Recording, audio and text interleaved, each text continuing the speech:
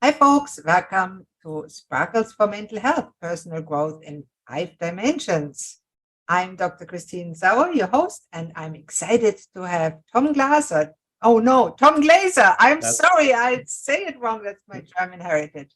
So, Tom Glaser on the call, and Tom is an accomplished 35-year long psychologist and yoga instructor and an interesting human being. Welcome to the show, Tom.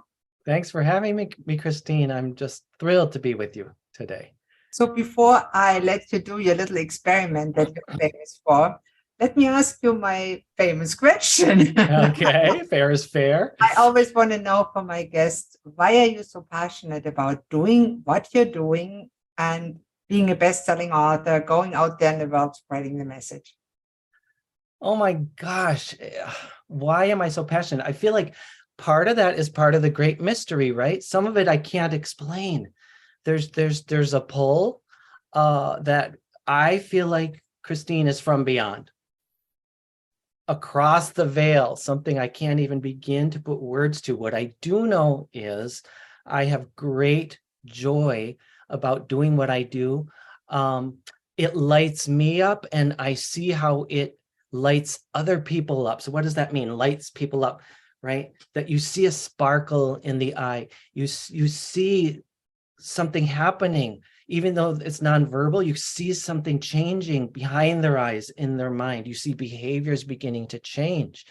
You see lives change, and to be a part of that, there's just nothing more satisfying. And that's what I believe we all need to do, is to find activities that feed our souls and that make a difference for the better in the world. And that we'll get to this soon.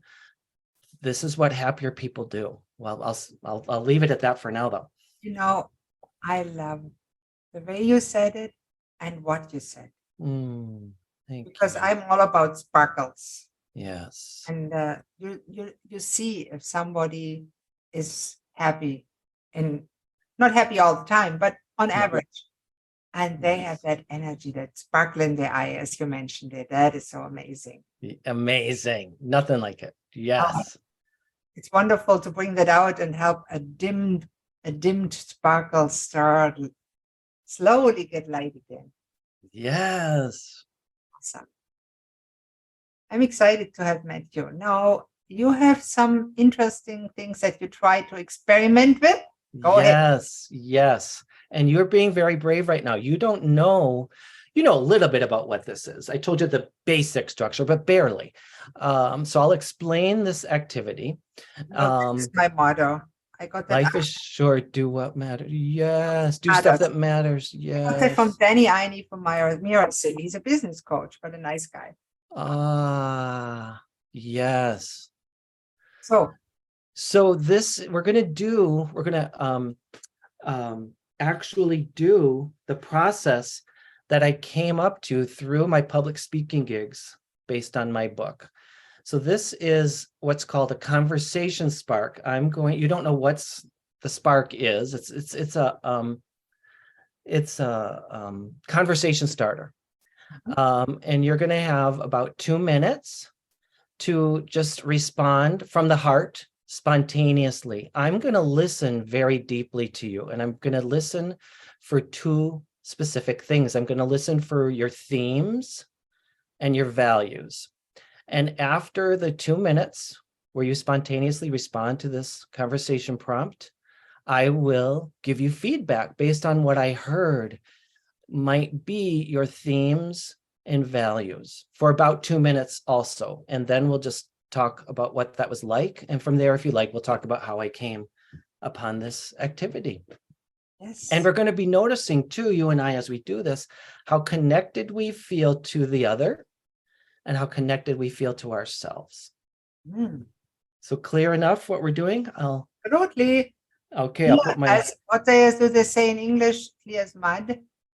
Yes, clear as mud. Yes, my band teacher used to say that after giving us complicated instructions on where we were to go on the field.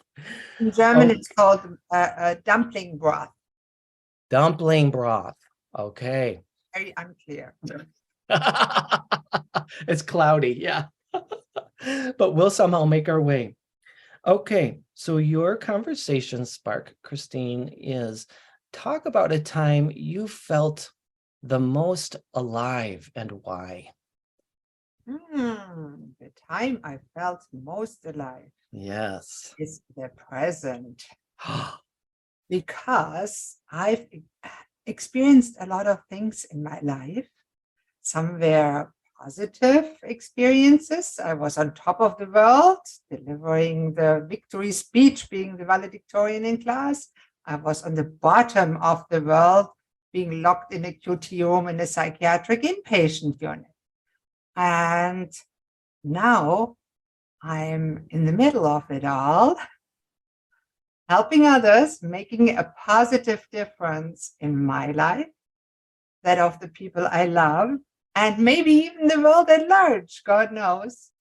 And that makes me spark and gives me lasting energy. And every morning when I get up, the first thing I say, who am I going to serve today? Mm, What am I going to do today? It's a gorgeous day. Let's yes. use it. Yes.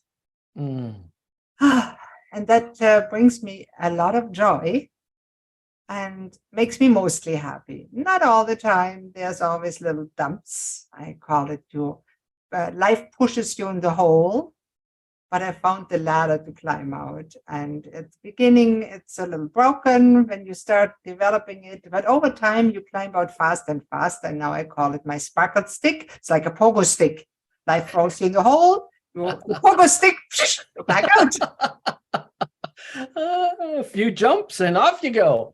Exactly. I love it. Oh, anything else? We have 15 more seconds. Or did you say it? No, and it's having fun. Having Mm, fun, making fun of yourself, yes. making fun of life, and looking at life with a chuckle. Not saying, oh my God, the world is terrible, but saying, Yes. all those 8 billion ants scratching the surface of the globe, isn't it ridiculous? And each ant thinks they're the center of the universe. Oh, so true. Oh my gosh. Christine, may I feed back to you what I heard as your themes Absolutely, and I'm values? curious. So, to me, this is a story about resilience, about finding the middle road, about grasping and fully embracing and really being mindful and in being in the present moment. It's about recognizing that life is not all sparkles, to use your word. Accepting that there are darker times. And I love the metaphor you used of finding the ladder. And then you changed it. It's not just a ladder. No, it's a pogo stick. I forgot to put the timer in, so I might be going longer than 2 minutes. Pogo stick bouncing out. I think I have a little bit more time left. Go ahead, I enjoy that. You're good. Well, all these things that I've listed are values of yours: resilience, being in the present moment. Oh, the thing I didn't reflect back is servitude, giving back. That's a huge value of yours, but also not, you're part of everyone, like you're part. So it's giving back to the community. You're part of the community. You're not, eliminating yourself, and it's not just about you suffering all the time. You're doing activities that you love, that bring you life, and that hopefully, and there's also humility. Humility is a value of yours, I would venture to say. Perhaps it serves the world. That's what I got from what you said. How connected did you feel to yourself and to me as we did all this? And just what was this like for you? It was really fascinating to hear somebody else reflect that in that way. Mhm. I felt it was a very good reflection of how Thank I you. feel, Thank you. and I totally appreciate you doing it. Yeah. And I felt hurt before in my life, and it is very rewarding to feel heard. Yes. And Yes. not everybody can give that gift to another human being. May I say, not all of us do. My belief is that we all have the capacity, except for a very small percentage of the population, who just truly don't have empathy. But that's such a tiny. Absolutely. We have to develop it. And Yes. when I was young, I did not. I was all about putting on the show. Oh, I'm the best. I'm on top of the world. I'm graduating on top. I'm so smart. Yes. And it took a long time for me to realize how stupid I really am. My mother always said, to realize how stupid you are, you have to be pretty smart. So I really was. So it's interesting. Yes. And I love the way you say it. And I agree. Many people take a long way to develop that capacity. So how did you develop that conversation spark? Well, so apply it?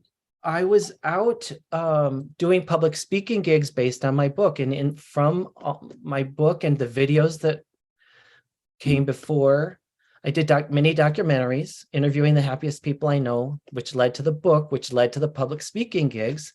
And I learned that happier people connect very deeply to themselves, to others, to their passions, all of which you talked about, by the way, and they're in service of others. So I was explaining all this in my public speaking gigs, hoping to inspire people to connect more deeply. And so I would end my talk saying, I hope I've inspired you to connect more deeply. And people would look at me, even though I just talked about it for 45 minutes or an hour, like a deer in headlights. They had no idea how to do it. So I realized, oh gosh, I gotta teach or remind people. So I very quickly altered my public speaking gigs to make them more experiential. So I led people through this activity and underscoring themes and values, underscoring listening deeply, because as you said or implied, we don't experience that enough in our current culture. We need it. To thrive, we must be heard.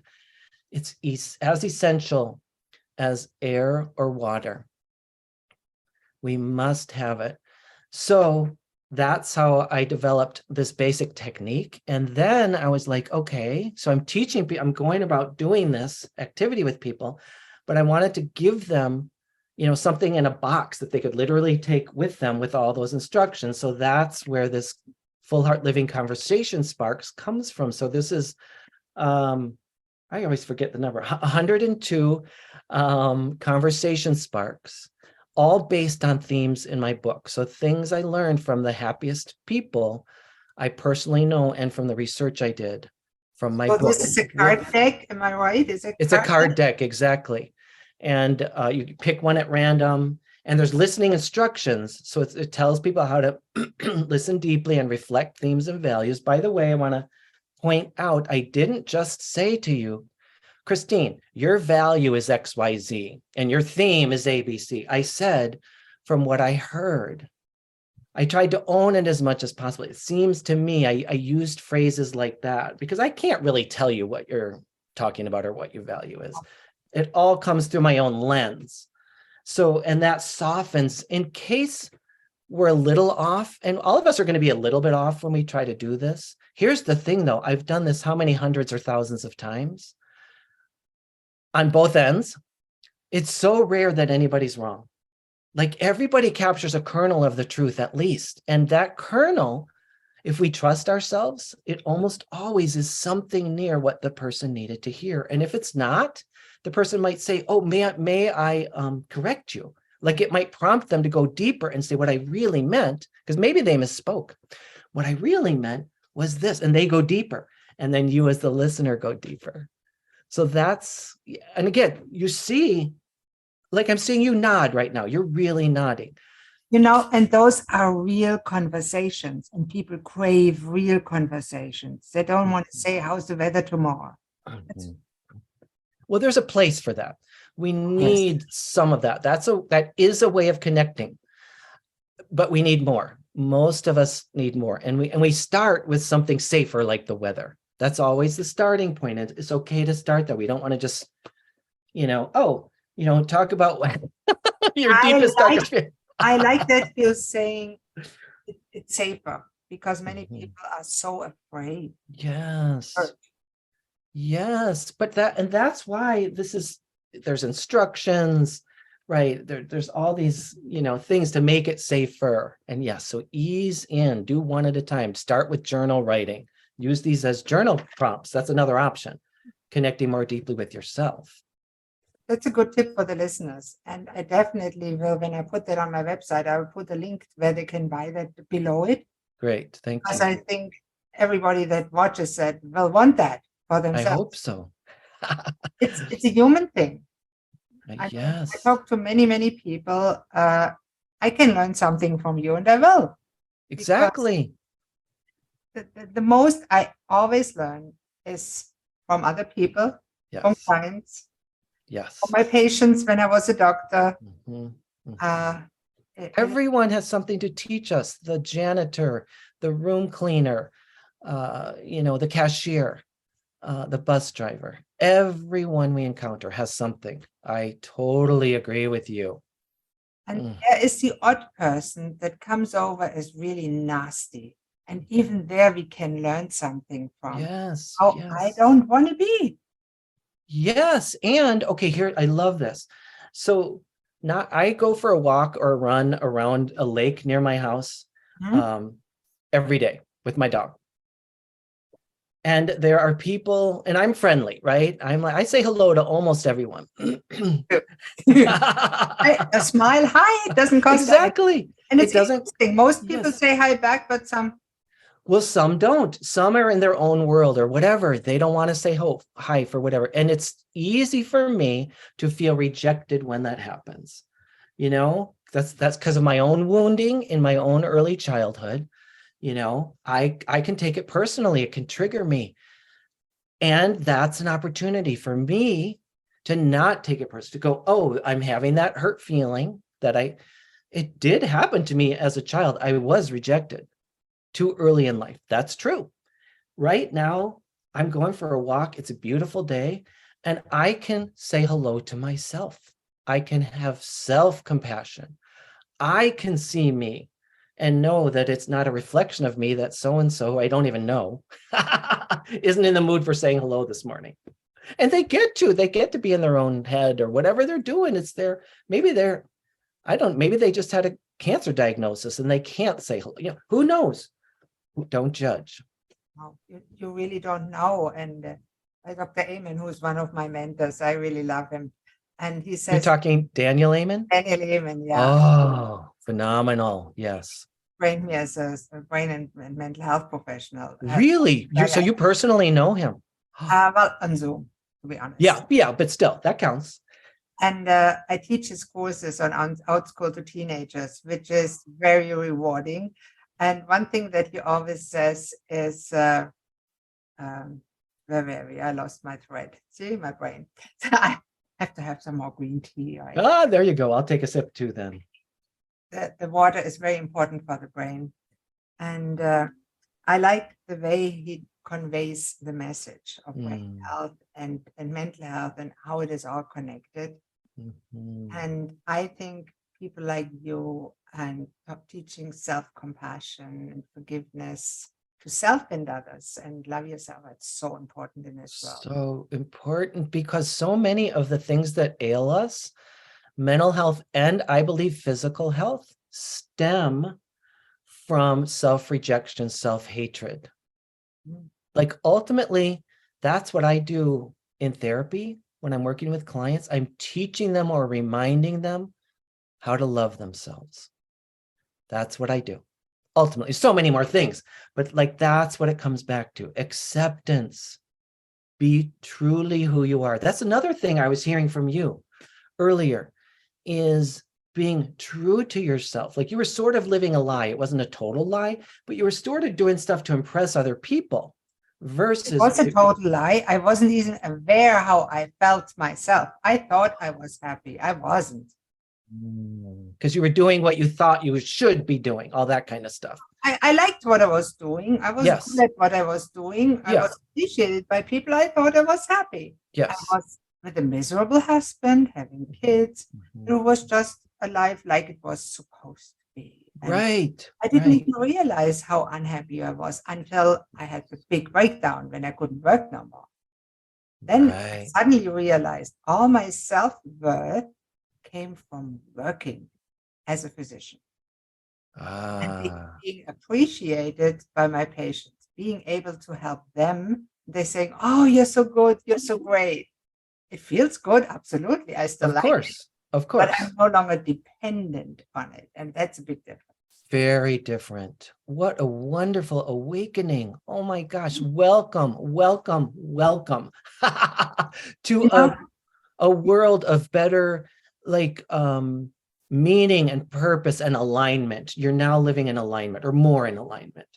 that struggle to find themselves, it's pretty universal.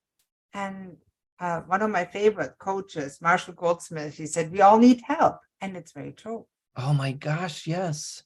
And, Yes, we can't do the deepest healing in isolation. It's done in connection.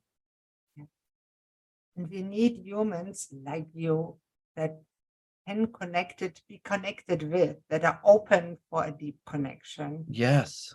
and that are safe enough and not judgmental to hurt the people that open up to them, because that's what many people are afraid of. And that's why they built those firm walls around them that prevent even themselves from seeing who they truly are. Absolutely. Absolutely. And what I do when I'm working with people in that situation is we start with recognizing that tendency and thanking it. Thank you for protecting me. Thank you for helping me to survive. Like we honor it, we validate it. We don't toss it out and say, oh, that's the worst idea. How stupid of me. We say, no, that was a smart strategy. It's what you needed to do in those circumstances you were under. Now we're going to increase your options. So you always got that one you're never going to forget. Now let's find some other options. We'll experiment slowly. We'll grade up over time. And you can always revert back. Whenever you need this, you got it. And let's see what happens, because maybe we're going to find some sparkle doing something different. And it is very rewarding when it happens for yourself. And it's very rewarding when it happens for client or patients, as I know you know even more than me. So rewarding. So rewarding. I can't think of anything that could be more rewarding. And I had actually a client, I have to publish that story. She wrote a little story. Yeah. She was extremely anxious, OCD diagnosis, pumped full of medications. Mm. She wrote the story of a little puppy in a cage. And the master opened the door and the puppy was too afraid to get out. And that story touched me to the core. And we worked on finding a different story for that little puppy. Yes. And oh, it reminds me so much, Christine. When our son first arrived in our household, he was adopted from Ukraine at about 18 months of life. He was a rocker. So the very first day he was in the house, after we fed him a ton of food, he crawled into the kitchen and right by the sink and was rocking himself. And I just held out my hands and I was like, Elliot, I can rock you now. And he leaned into me and he never rocked himself again. I rocked him. yeah, you didn't tell him, sit still. Best thing to do. No, what's wrong with you? No shaming, just offering.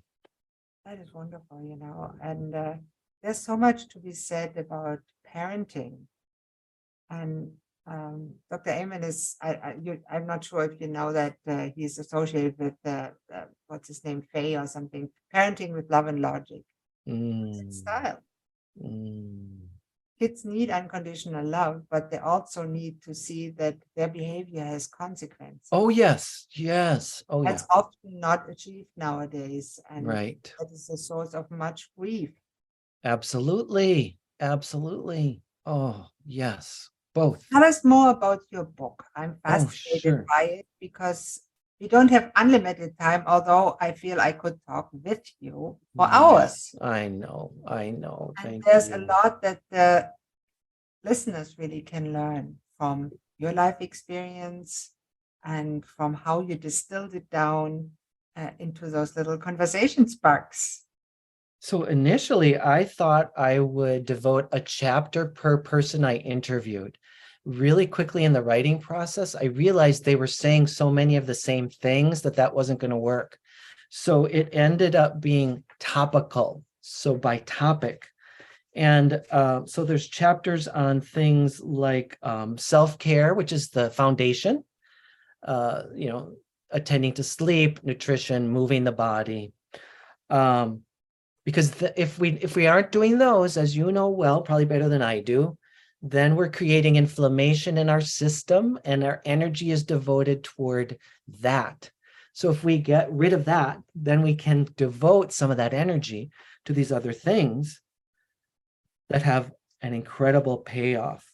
There's there's a chapter on gratitude. That's another thing you alluded to in that opening bit. You wake up with gratitude. Ah, there you go. You're holding up your book, My Daily Sparkle of Gratitude. I love Journal. it. A journal. Oh, it's a journal. Fantastic. Yes. I've spent years. First thing when I wake up, I'm not doing it currently. I've got some other practices, but writing 3 to 10 things I'm grateful for every day. Mindfulness is a chapter, celebrating simple joys, self-acceptance, resilience. All these are chapters and more. There's like 18 or 20 chapters, but the core things I'll repeat. Happier people connect very deeply to other people. They have a tribe, or if tribe feels too big, they have a handful of people. If that feels too big, they got 3 people. I think we all need a minimum of 3 people that we can count on, that we feel love us, that we love back, and that we spend time in their presence, soaking up that love, giving that love. So that's absolutely number 1 by far, connecting to other people. Number 2, happier people connect deeply to themselves. They know who they are. They honor their rhythms. They're in the present moment, which you talked a lot about at the beginning. So mindfulness, embracing the moment, not being distracted by memories of the past or worries about the future. No, being right here, right now, so I can take in all this goodness that is the present moment. Connecting with passions, having activities that people enjoy. Happier people get into that flow state, that losing all sense of themselves and all sense of time, passions, things that hobbies, or maybe it's for pay, activities they absolutely adore. And when they do any or all of these in the service of others, making the world a better place, contributing to the betterment of all, that's when it just all comes together. Connecting self, passions, others in the service. There you go. In a nutshell. That all creates not just happiness, but a meaningful life. Yes. And I've worked with dying people on a palliative care station, and I talked Yes. to them, and they all have regrets. And none of them said, I wish I had made more money. I wish I had been a meaner, more nastier person. They said, I wish I had spent more time with the people I loved. I wished I had taken the risk to do the things that I really wanted to do in life. Yes. There's a chapter on risk taking, by the way. Yes. Happier people do take more risks. Not jumping off measured risk. Exactly. Not jumping off the cliff, measured risk. Yes, Like exactly. the risk of starting a business, which is not easy to do. No, that's one of the scariest things that's one of the hardest things I ever did. Me too. I went bankrupt. Oh, that was a risk. It's a risk. It's the game of life and the game of business. It's a very exciting game. I love it. Both of them. The payoff, even if you go bankrupt, the payoff is so good, right? You learn so much and you have these experiences that you would never have working for someone else or a corporation. Yeah, I really feel in life, there's nothing better than living the life. Yes. It's kind of the idea, isn't it?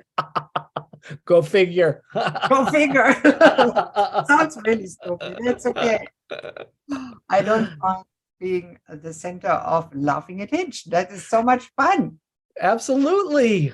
Oh, it's the best. And and what a joy to laugh with you, Christine.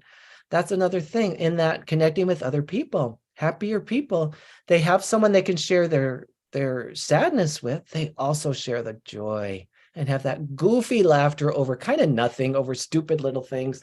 But You why know, not?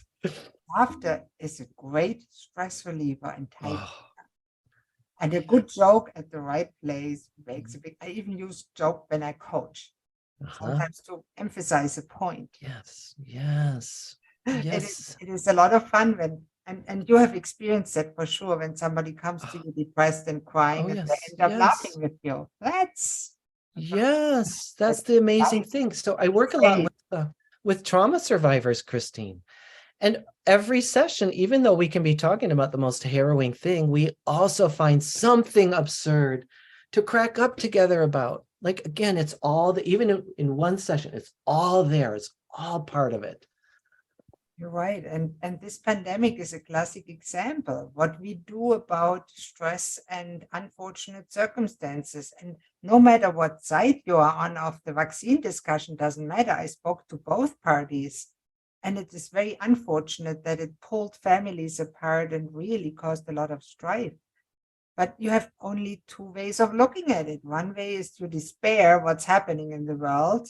And the other way is you look at it and say, isn't that ridiculous? And start laughing about it. Mhm, mhm. And embrace the despair when this despair is there. So here's another, this is why I called it full heart living. Happier people live with the full heart, which does despair sometimes. So if despair is coming up, happier people embrace it. Ah, I'm sad right now. I'm angry right now. I'm mad. I'm pissed as can be. They know it's temporary. Yeah. They allow whatever feeling is there to run its course and to provide its sacred message. Every emotion has a sacred message in my experience, in my belief. So the idea is to open up to it, find out, look at it. Where is this occurring in my body? What is that body part telling me? What does this experience have to teach me? And use it to motivate you to do whatever needs to be done. Maybe it's nothing. Maybe it's, I need to rest right now. Maybe I need to just slow down. Maybe it's, I need to get out in the world and make a difference and say no to injustice. And how do you see it when you come to physical sickness? Because I see many patients or clients complain about headache, and then I ask them, so uh, who's your pain in the head? Who's causing your pain in the head? Usually it's a husband relationship issue, or the burden of the world weighs hard on their neck and shoulders and causes pain. Absolutely. Isn't that beautiful to use the metaphor? That's why I'm saying, so yes, I do a similar thing. So where does that show up in your body? What is that experience like? Try to put words to it, use metaphors, use colors, use all your senses. See what comes up as best you can. See whatever comes to your mind, just let it flow. Let your mouth speak. See what happens. And then, sometimes our insides speak to us symbolically. Like I had a client talking about, I've got a monkey on my back. I've got a monkey on my back. What's the monkey? Who's the monkey? Similar thing. Who is this monkey? What is the monkey? Sometimes we externalize symptoms. So what does headache have to tell you? What is headache asking of you now? So not blaming your headache, your headache.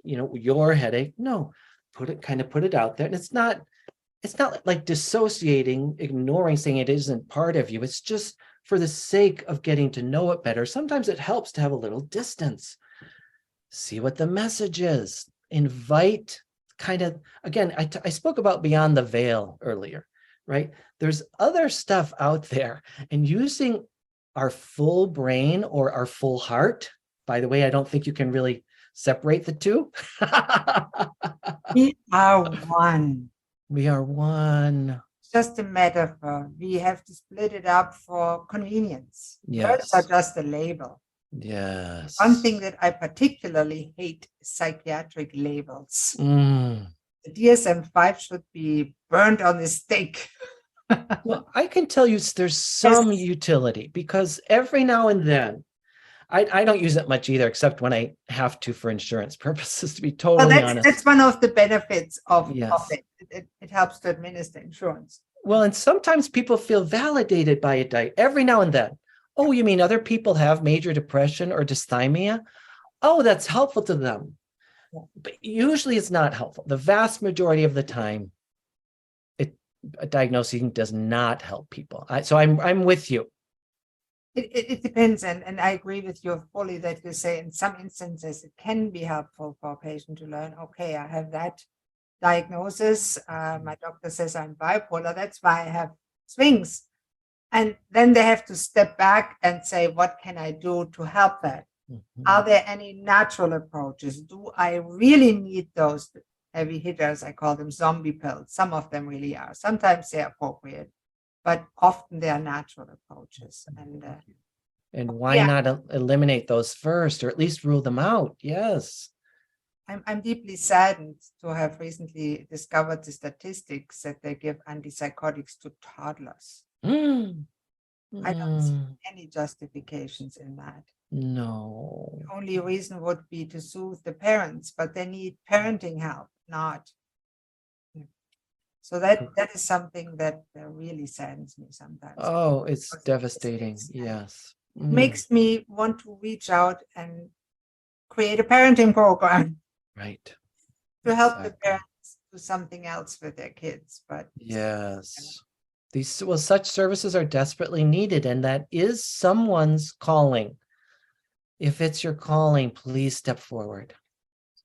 And if any of the listeners, if you think by yourself, there's something I can do to not only help myself, but also those I love in the world at large, maybe have the courage, do it, try it. Yes. What can happen? Yes. People can laugh at you. People can say they're an idiot. They said that to me. I'm still alive. That's fine. Exactly. Same here. People said far worse things than that to me. Yeah, I won't repeat that. No, I don't even want to go there, but it has happened. Good, please.